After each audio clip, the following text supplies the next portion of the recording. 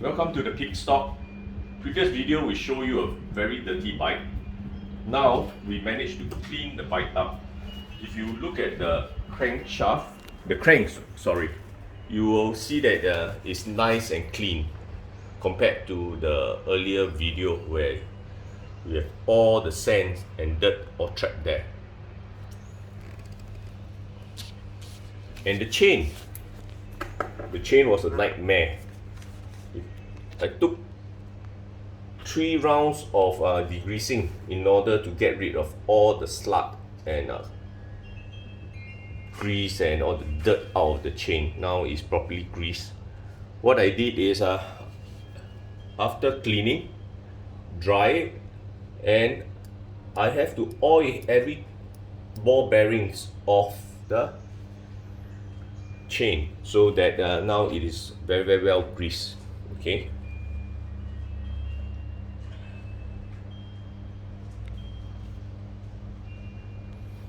And if you go down and you'll see the sprocket.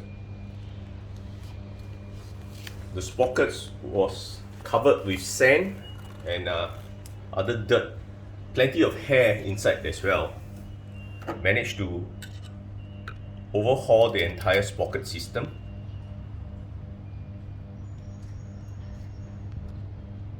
And now it clicks very nicely when you pedal. The Brompton sound. And of course, the hub itself, remove plenty of sand and then re-grease and put it back.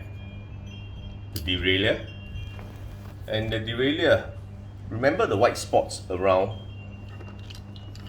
the jockey wheels. Those white spots were corrosion, okay, because I managed to flush out some metal particles inside, and it was badly rusted, and the rust mixed with the grease, that's why it has a chemical reaction and it turns white. Now after cleaning, it's nice and clean and working very well. I've also stripped and overhauled the pusher. Pusher itself is now working very well. Plenty of sand inside too, especially in the chamber here.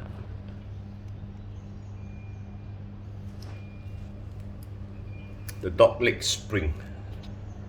If you can recall in the previous video, all the spring slots filled with sand. Got that removed, oil it, and reassemble it back. And the cable, the hub cable was bent, so we got it got the cable replaced, because when you have a bent cable, when you pedal and you put power to it, the cable actually stretched, and when it stretched, that means there's some lag in the transmission. So you have certain times where you lost some transmission. So when I was test riding it, I felt that there was a lag. So we narrowed down to the problem of the cable, and we had to have it changed. And I tidy up the cable housing, as you can see, neat and tidy with cable tie. And if you see my cable tie, you see an extra loop here. Okay, and this extra loop is, I tie onto one of the cable, loop onto the second, and then finally the third cable. So each cable will be permanently in this position and will not move its place position. So if moving up, we tighten all the knobs on all the cables, the brakes, the gears, and finally,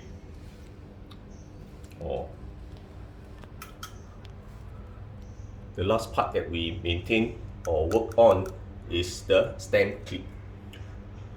I realigned it because the stem clip is important to realign the stem clip, because the stem clip is something that we need to make sure that it's aligned so that if we ever change the headset, we can use the stem clip to align the direction, do alignment for our bike, or so that our direction will not be drifting left or right. So it is important that the stem clip is properly aligned. This is properly aligned. See, no daylight between the stem clip and the housing itself. Let's move back up. And of course, the bike went through a thorough cleaning, and now it's very clean and tidy. And we also added the easy wheels with the extension. Okay, we can open up the extension for extra stability when it's folded. And the rear easy wheel, instead of the standard one easy wheel, I bought the one with 2 easy wheels, so that it will give a better and more stable stand when it's totally folded. So now we have a nice and clean bike. Rides very well. It feels like a new bike. Thanks.